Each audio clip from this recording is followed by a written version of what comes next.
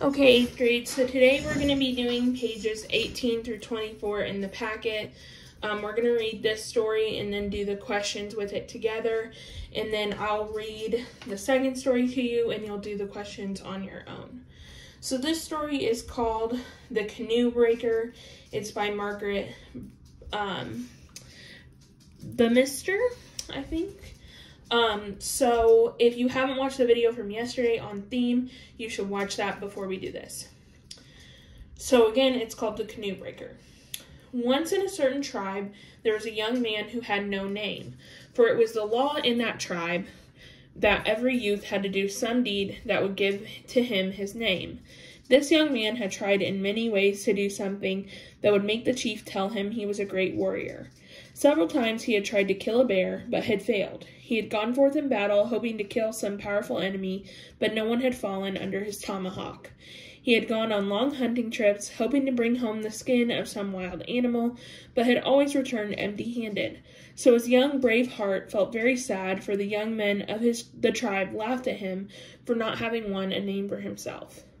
One summer day, the tribe left their camp on the lake shore and went back among the hills on a hunting trip. After they had gone some distance, the young man left the others and wandered off by himself, hoping that this time he would kill some animal and so be no longer scorned by his companions. He tramped for many hours through the forest and over the hills without catching sight of anything. At length he climbed one hill which was higher than the other, and from here he could see the small creek which flowed through the hills down the lake. As he was looking at it, he saw some dark objects along the shore of the creek. They seemed about the size of canoes.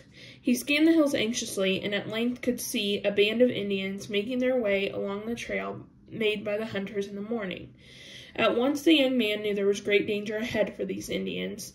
The Shuswaps were the enemies of his tribe, and now were following their trail, and when they found them, they would kill them. Quickly the young man made his way down the hill and through the forest to the spot where the hunters had camped for their evening meal. Running up to them, he cried, "Return at once to your lodges. Our enemies are now on our trail. They are in the forest on the other side of this hill. I shall return and delay them while you reach your lodges for safety." Then, without waiting for a reply, he turned and ran back in the direction from which he had come. By shortcuts through the hills, he made his way to the creek and found, as he expected, that the Indians had left their canoes tied at its mouth. Seizing his tomahawk, he began to break the canoes, and soon had a hole made in all of them except one. Leaving the creek, he mounted the hill, and from there could see the Shuswaps. He began to wave his arms and call wildly to attract their chief. At last they noticed him and began to make their way towards him. The young man was delighted, for now he knew that his tribe could escape in safety, while their enemies were returning towards the creek. Soon the Shuswaps neared the top of the hill, and he knew he must think of some plan to delay them here. Suddenly he dropped to the ground and lay there as though insensible. With a run from the Shuswaps gained the summit and surrounded him. He lay face downwards with his arms stretched out. They turned him over on his back and peered into his face. Not a muscle moved. Not even his eyelids quivered. Then the chief bent over and felt his heart. "He is not dead," he said, "but the Great Spirit has called his spirits to go on a long journey. Let us place his body under the pine trees there to await the return of the spirit." The Indians lifted the body of the young man, carried it to a clump of pine trees, and then laid it down. They then walked some yards away and held a council. As soon as they were a safe distance away, the young man jumped up. He ran down the hill and, reaching the canoes, jumped into the unbroken one and began to paddle down the creek. The Shuswaps turned and saw him. With fierce cries, they began to race down the hillside, and when they arrived at the spot where they had left their canoes and saw what happened, they filled the air with their angry yells. The man was now out of the lake in the canoe, and they were unable to follow him, as all the other canoes were wrecked. They ran angrily along the lake shore, thinking he would land on their side, but instead he made his way across the lake to the other side. When the young man reached the shore, he again seized his tomahawk, and this time broke the canoe with which he had saved his life. The defeated Shuswaps standing on the shore saw him do this, and again they filled the air with their angry yells. There was nothing for them to do but to return to their camp, while the young man made his way along the lake shore to the village of his tribe. When he reached there, he found that he was no longer a man without a name. His brave deed had won for him the name Casamolden, the Canoe Breaker, and ever afterwards to in his tribe and to others, he was known by this name. So now we're going to take a look at these questions and we're going to answer them together using the story we've just read. So let's take a look at question number 1. It says a central theme of this story is that great deeds arise from seeing how to best use our unique strengths and abilities. Which sentence from the story best illustrates this theme? So it says, he had gone forth in battle, hoping to kill some powerful enemy, but no one had fallen under his tomahawk. Well, that one doesn't say anything about strengths and abilities. In fact, it's showing that he doesn't have the strength or ability to really do that. So we know that A is not the right answer. So it says, seizing his tomahawk, he began to break canoes and soon had a hole made in all of them except one. Well, it doesn't show any great deed arising from that, right? So it doesn't show how his strength and abilities led him to doing anything. So we know B is not the right answer. Let's get down to D. It says there was nothing for them to do but to return to camp while the young man made his way along the lakeshore to the village of his tribe. This answer's okay because we can see that he made it out safely. It just doesn't really show a great deed coming out of anything. So we'll underline it because it's an okay answer, but what we're looking for here is the best answer. So if we look at C, it says the Indians lifted the body of the young man, carried it to a clump of pine trees, and laid it down.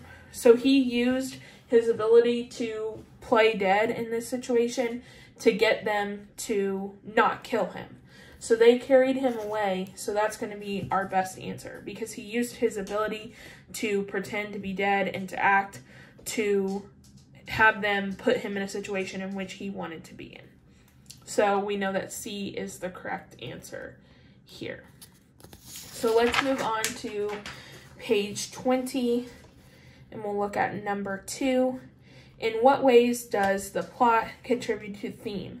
So the plot is what actually happens within the story. What is he trying to do? So it says the young man must decide on a name that reveals his special skill. Well, he doesn't decide his name at all. So we know A is not right because he doesn't even decide his name. The chief of the Schwabs appreciates the young man for what he did.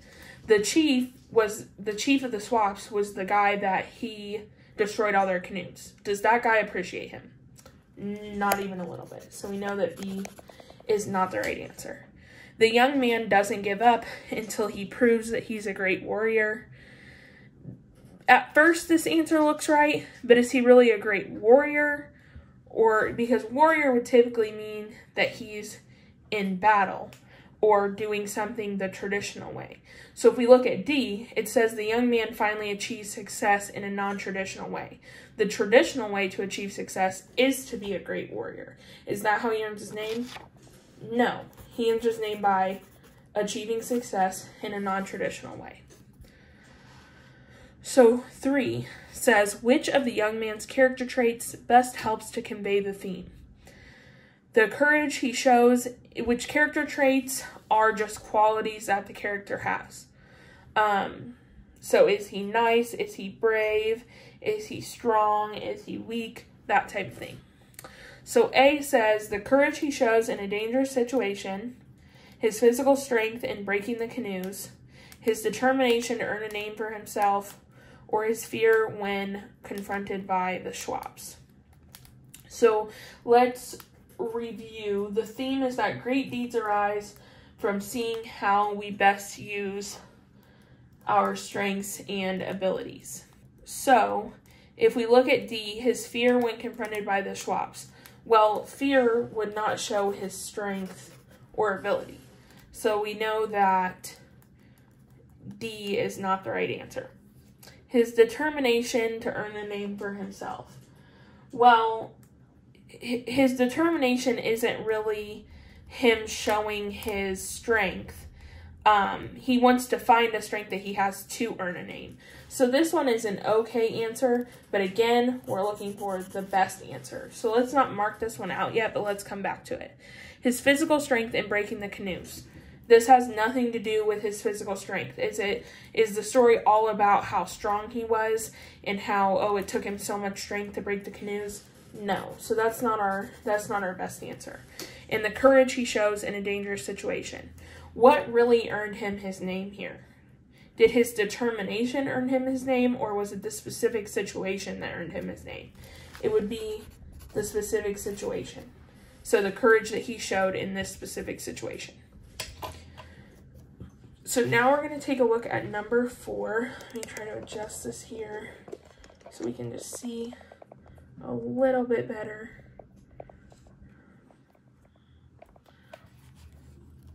So this one says, explain how the author develops the theme over the course of The Canoe Breaker. In your answer, include at least 2 details from different parts of the story. So we should always remember to use the race strategy, which is restate, answer, cite, explain. So we're going to start by restating our question in our answer. That's how we would restate our answer in our question in our answer. So just a reminder, the central theme that we're looking at is great deeds arise from seeing how to best use our unique strengths and abilities. So how does the author develop that theme throughout The Canoe Breaker? So we have so far, one way the author develops the theme throughout The Canoe Breaker is they show how the boy uses his abilities to protect his people. So now we need to use 2 details from different parts of the story to support this. So let's look back at paragraph 3. So it says, at once the young man knew there was great danger ahead for these Indians, the Shawps, were the enemies of his tribe and now were following their trail. When they found them, they would kill them. Quickly, the young man made his way down the hill and through the forest to the spot where the hunters had camped for their evening meal. Running up to them, he cried, return at once to your lodges. Our enemies are now on your trail. They are in the forest on the other side of this hill. I shall return and delay them while you reach your lodges in safety. So in paragraph 3, we see him running to them, and without hesitation, which we see here, then without waiting reply, he turned back and ran in the direction from which he had come. He's using his bravery to make a sacrifice for his tribe. So we could go back here and say,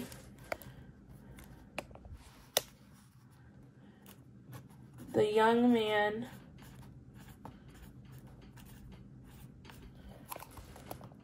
shows his bravery when he goes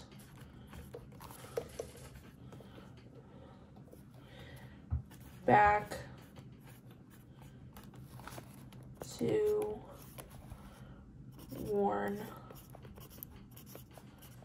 the hunters. So that's one instance where he shows his strength or ability, which in this case would be bravery.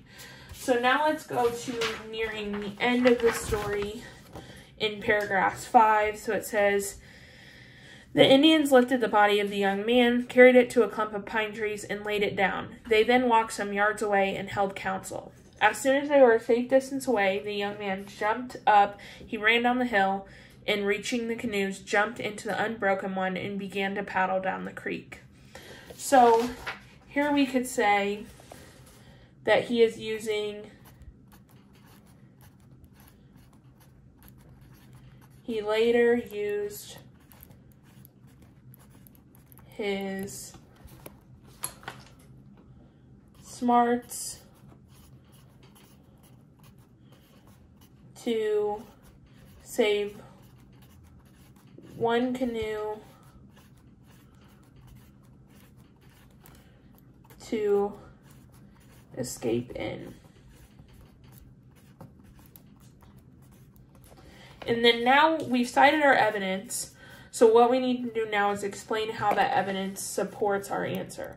So we would say these examples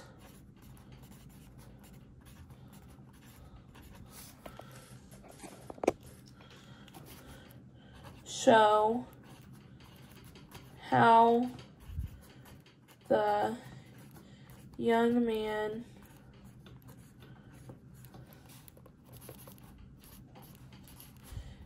used his bravery and smarts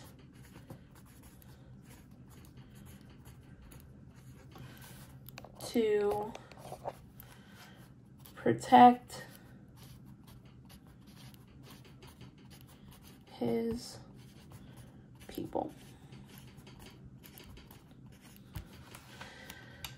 So here is our final answer. So we have one way the author develops a theme throughout the Canoe Breaker that's our restating. Our answer is they show how the boy uses his ability to protect his people. Then we cited 2 pieces of evidence, which is the young man, we forgot to put young man, shows his bravery when he goes back to warn the hunters. That's 1. And then 2, he later used his smarts to save one canoe to escape in.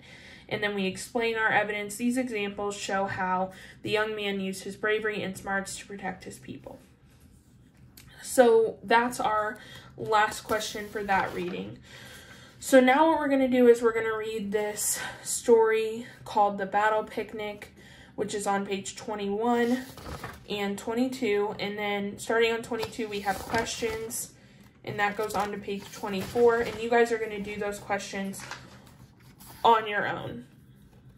So if you want to listen to me read through this, you can keep on watching. If you would rather just read through it on your own, then you can go ahead and get started on all of that. But I'm just going to read through this for anybody that wants to listen rather than read it on their own.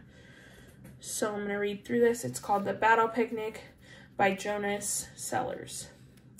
So it's written in the form of a play. So again, I'm going to read through this, and then you guys are going to finish the questions up into page 24.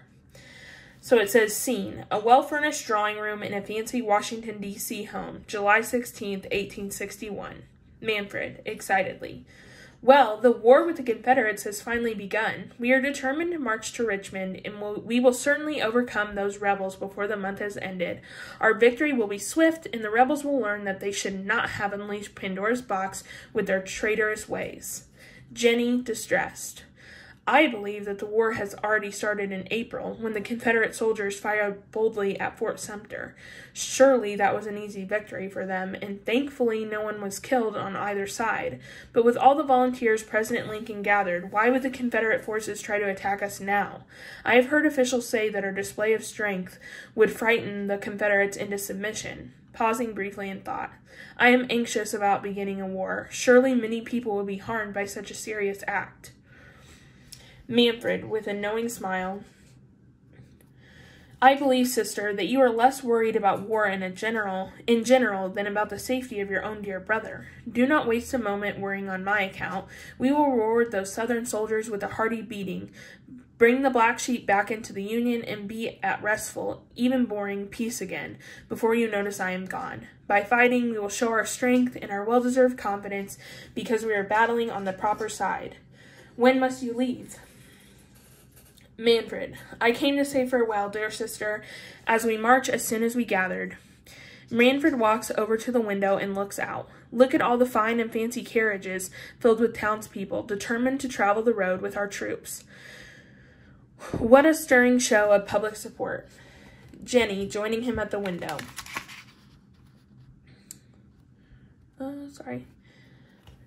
What can they be thinking of to so merely follow troops into battle? They are thinking that the battle will often offer rewarding entertainment. They are thinking they will see our troops easily march to victory, just as I am thinking. Scene, July 21st, 1861, along the Bull Run River near Manassas Junction. There is a mass of confusion, with sightseers grabbing baskets and jumping into carriages, soldiers running towards the road heading back to Washington, and many soldiers dead and dying on the battlefield.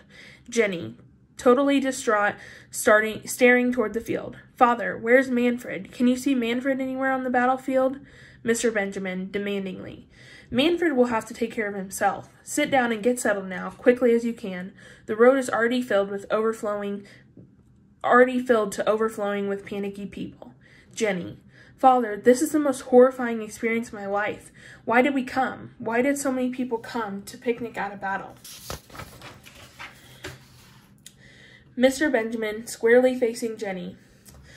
Look at the growing hordes of Confederate soldiers advancing so quickly. Our troops are fleeing off the field like bats from hell, scurrying back towards Washington, dropping their goods and guns so they can run even faster. Jenny, I do not think they're cowards, Father. Who would stand at such a show of force? Mr. Benjamin, we must go. We can talk later. Before long, the Confederates will be chasing us back to Washington. Who could imagine what might happen if they were to apprehend us? Jenny, I knew we should not have come. Mr. Benjamin, yes, I see that now. Jenny, solemnly, I hope that Manfred makes it home safely. I hope, but I am not at all certain. So now, at the bottom of this page, you can see question 6 has 2 parts, and then you have page 23 with questions, and then page 24. So you guys need to complete pages 23 through 24 of questions on your own.